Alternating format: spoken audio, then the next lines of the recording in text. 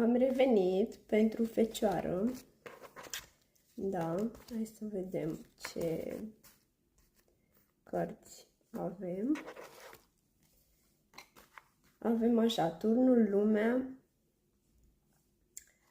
5 de săbii, 3 de cupe, 7 de monede, Valetul de cupe, 5 de bâte, Îndrăgostiții, 4 de monede, Asul de spade și Valetul de bâte.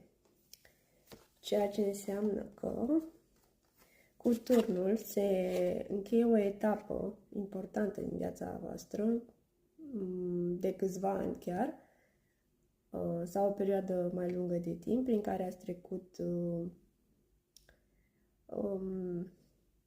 cu mari dificultăți, să spun așa, în nopți nedormite, iar cu lumea se deschide un nou portal pentru voi, o nouă viață, o luați de la zero, renașteți, da, sunteți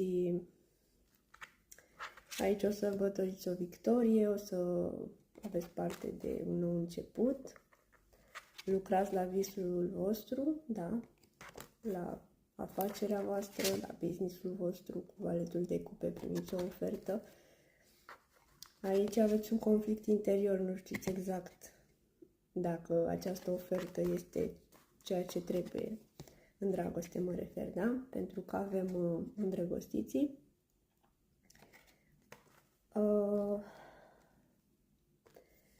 Da. Dar sunteți optimiști și cumva vă puneți pe primul loc ceea ce este important pentru voi în această perioadă.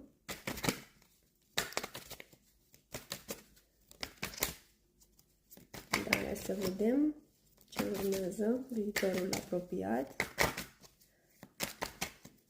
dar și astăzi, 18 iunie, pentru zodia Fecioară. Și eu sunt Fecioară, așa cum, nu știu dacă știți, dar scris în descriere. Roata norocului avem, da, exact ce v-am spus, că se întoarce ceva în favoarea voastră. Aici iar primiți această ofertă în dragoste. Regina de bâte din partea unui împărat.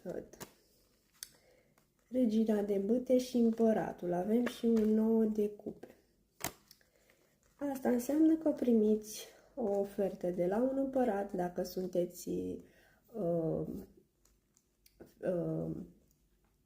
doamne sau domnișoare. Dacă sunteți domni, primiți de la Regina de bâte.